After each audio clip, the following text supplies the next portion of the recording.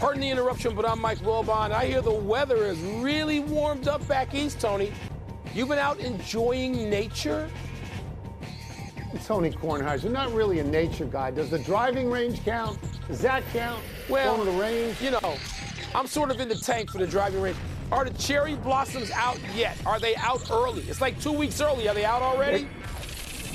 They're not out yet. They're coming out early, though. It appears that winter is over when it's over 70 degrees in March. Welcome to PTI, boys and girls.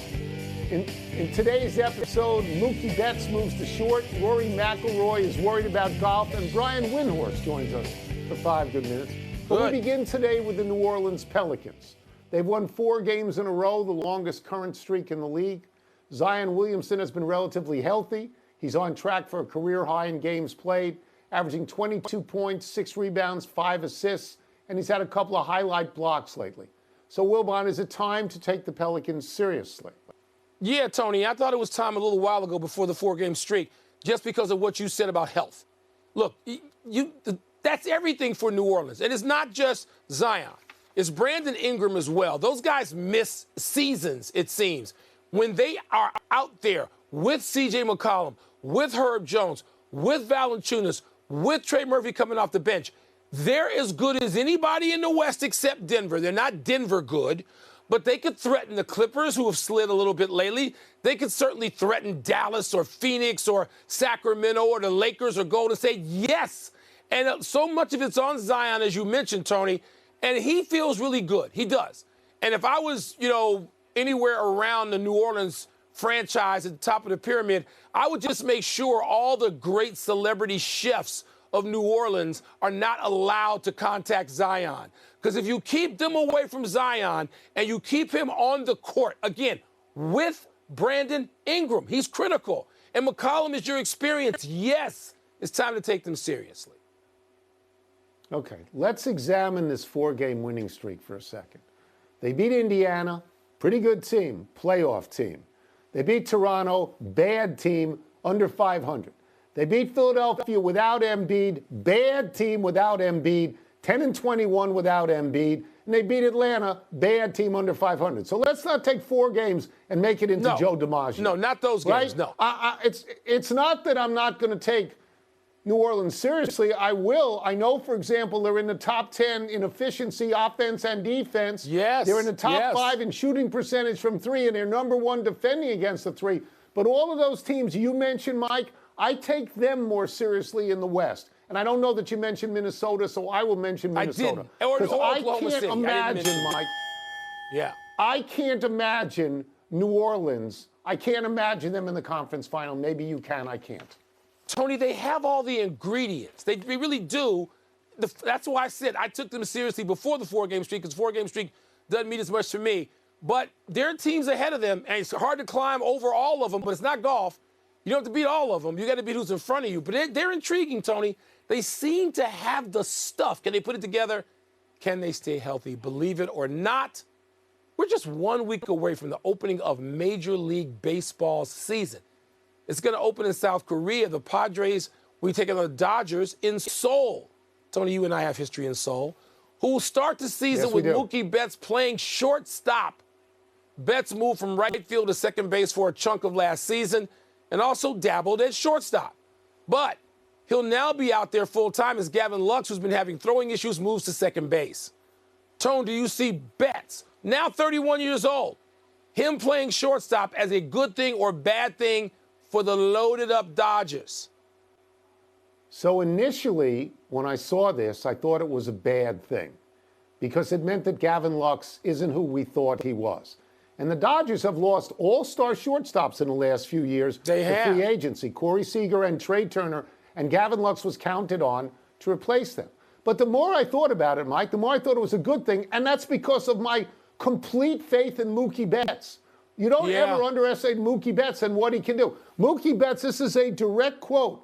This is a dream come true because he played shortstop in high school and a little bit in the low minors. When he went up to Boston, they put him in the outfield, and he won 6 Gold Gloves and an MVP. So you said, oh, he's never coming back to the infield. But he was at second last year, and a little bit at short. My feeling about this, Mike, is that if he's excited about it, if he's thrilled by it, then it's a very good move, even though I understand that shortstop, particularly on the throwing arm, is a harder position to play than second. Tony, I had the same reaction as you. When I first heard it, I was like, no. He's up there on a short list in right field with Roberto Clemente when it comes to Gold Gloves. Yeah. And Dwight Evans, I mean, he's up there on the all-time right fielders. Top 10 all-time at the very least, maybe top 5. But then, Tony, as I saw that same quote, as I heard Mookie Betts say, I'm excited, I'm really looking forward to it, I'm like, that's it. Mookie Betts, he's one of those guys who gets all the benefit of the doubt. There are players in every sport who may show you flashes of brilliance. They may even win. They don't get benefit of the doubt fully every day. Mookie Betts does. And if he's excited about the Dodgers may need a little bit of that. They may need a little injection of everybody not being too cool for school. Agree. No, I completely agree. And they're not going to beat you on defense anyway. They got offense to beat you. I mean, as long as the middle infield isn't a sieve, I think they're going to be all right. We move on. The Players' Championship opens tomorrow. Promising as always the greatest field in golf. But a lot of great players have left the PGA Tour for the Saudi Tour. And this year's Players event is without 3 of the last 5 major winners, Jon Rahm, Cam Smith, and Brooks Koepka. Wilbon, does the players feel diminished to you? I'm going to steal your move and go to the glasses. Yeah, it is diminished. And they can't get to a merger quick enough. And the stuff that the Commissioner Monahan is talking about is nonsense, okay? Because when you are missing the following people, first of all, just start with the 3 you mentioned, Rahm, Cam Smith, and Brooks Koepka. That's letting you down, okay? Now you're diminished. When you get to Neiman, DeChambeau, Dustin Johnson, Terrell Hatton, Bubba, I know Bubba hadn't done much lately, but Oosthuizen, Paul Casey, who've been playing well. Tony, sorry. This is going to be looked back as a year where it may not carry an asterisk, but you look back and go, I don't care about the 144. I care about those 10 guys that we just mentioned. That's a substantial chunk of the field, 8 of whom could win. To me, Rahm is the best player in the world. I realize he's not number 1. I get that. But Jon Rahm, if you're missing Rahm alone, your field is diminished. They can say what they want. Even Rory said, we can't get to this thing fast enough. Monahan, stop doubling down and realize the problem you've got. Yeah, so not only is the players diminished, the entire PGA Tour, as you're suggesting, is diminished. I watch a lot of golf, as you know. I always call you. You're not watching and I'm watching. Not yet. This year, with the exception of Wyndham Clark winning at Pebble and Matsuyama winning at Riviera, I believe, and then last week at the Arnold Palmer, Scotty Scheffler winning. The winners all year long so far, I don't even know who they are. There was a Frenchman who won. I did not know him. There was an amateur who won. I did not know him. There was a blonde kid with huge biceps who used to be a bouncer in a bar. I didn't know him, and I didn't know the bar. Rory hasn't won. JT hasn't won. Spieth hasn't won. Morikawa hasn't won. Finau hasn't won. Cantlay hasn't won. They haven't won. This thing is diminished. Rory is right when Rory points out that the tour, the Saudi tour, is basically handing out $100 million gift cards.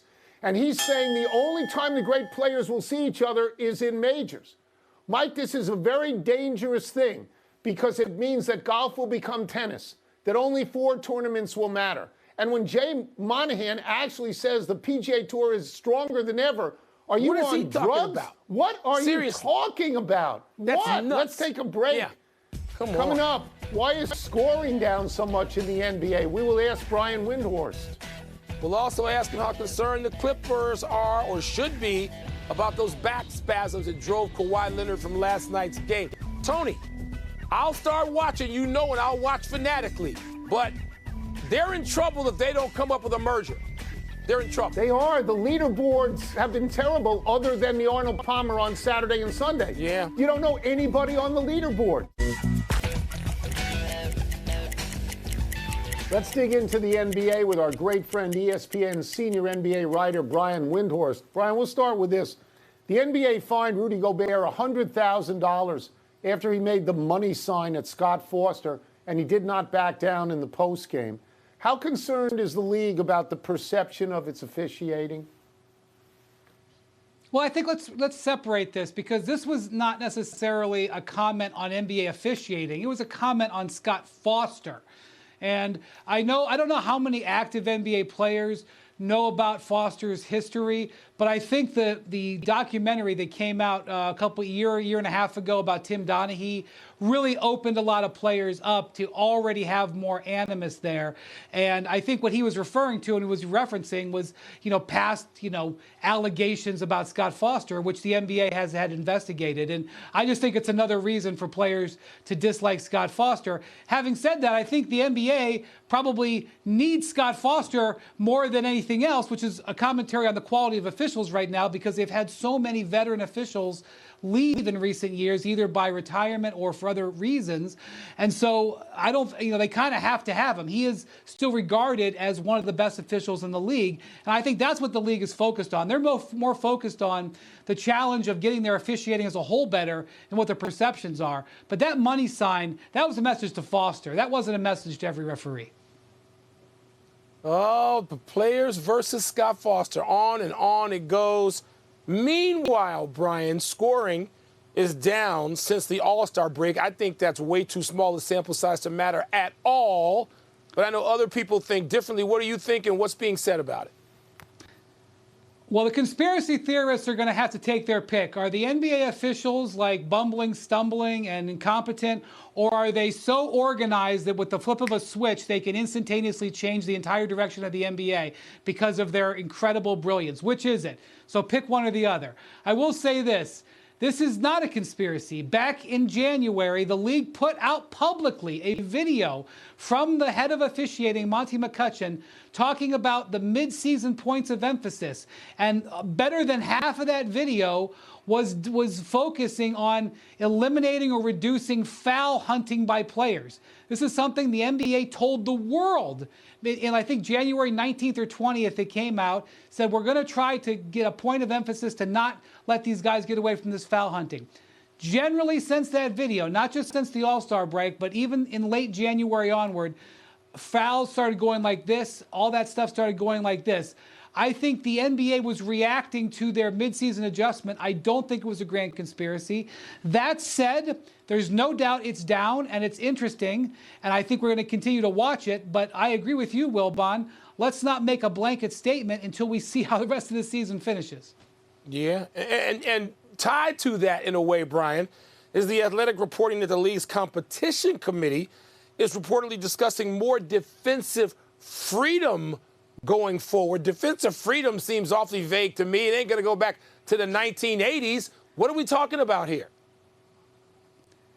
Yeah, I think, first off, when something gets to the competition committee, most of the time it results in new rules. And so the competition committee, which meets throughout the year and then will make recommendations to the NBA Board of Governors, the owners essentially over the summer, will probably recommend putting some things that allow defensive players to be a little bit more physical. Where that goes down, how it gets discussed, that's all being handled right now. But I think what you will see going into next season is the NBA turning the dial back, trying to correct the situation. This is what the league generally does. I know because it's scoring and because records are falling, it's a hot button issue, but the NBA is always tinkering with that knob on various things, on traveling, on flopping, on other stuff. And right now they're trying to turn back the defense, because I think one of the things that the coaches have been making clear to the league is they don't know how to coach defense. They don't know how to tell their players how to play, because they're telling them things and instructing them. The players are following their instructions and getting called for fouls. And so I think that's what they want to tone down. I think we will see that into next season. Because nobody wants to watch 140 to 135 3 days a week. Nobody really does. We'll get you out of here on this. We'll go from the theoretical to the absolute real. Kawhi Leonard left the game and the arena last night with back spasms after only 12 minutes. What is the level of concern about this from the Clippers? Well, this has been bothering him apparently for a few days now. If you're dealing with a Kawhi Leonard injury that's not to his knee or to his quad, it's okay.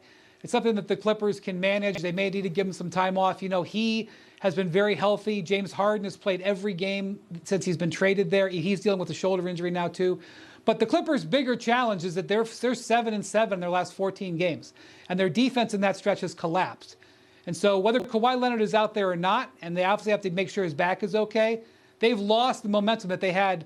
There was a golden opportunity there for the Clippers to pass the Timberwolves with Karl Towns out and, you know, get into that, you know, 1 or 2 seed, which could make home court in the second round. And they've sort of let that go through with these struggles. And there was a golden opportunity with the Wolves on their floor to try to have a double win with the tiebreak on the line as well. So the Clippers have a number of things that are bothering them right now. Paul George talked about focus being an issue. There's a number of things for them to address in addition to Kawhi's health. Thank you, Brian. Always a pleasure. Thanks, for Brian. us. Thank you. Appreciate it. Thanks, guys. Have a great show. Let's take one last break. Still to come, the Chargers release a big-name wide receiver. And the Yankees are going to be without Garrett Cole for a little while now. Mike, I find it interesting that when things get to the competition committee, it means change is coming. Yeah. Because enough They're not people going are back saying to this. This is. I tell you that. They're not going to make LeBron and Steph play against this like Michael Jordan had to.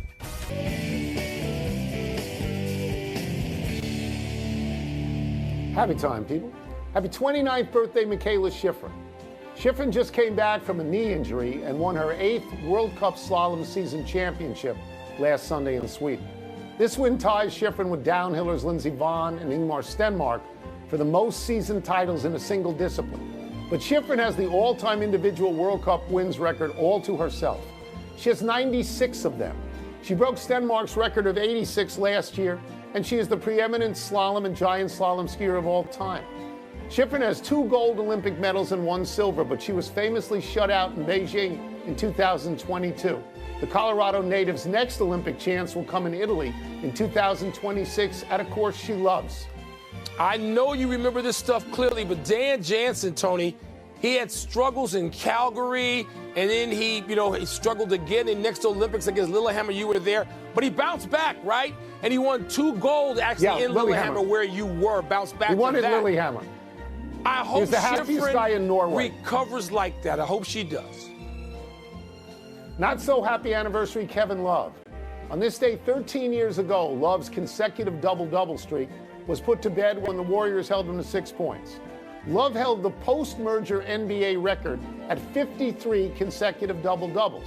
Now, 53 is a lot, but if you go pre-merger, the number is 227 in a row, set, of course, by Wilton Norman Chamberlain, who also had double-double streaks of 220 and 133, which make 53 look like something you'd work on in a garage. The current active leader, Domantas Sabonis, he's working on 47 in a row. Sabonis leads the NBA with 60 double-doubles so far this season and 22 triple-doubles. Sabonis and Kevin Love. Kevin Love, one of my favorite players in the league in the last 20 years. One of my favorites.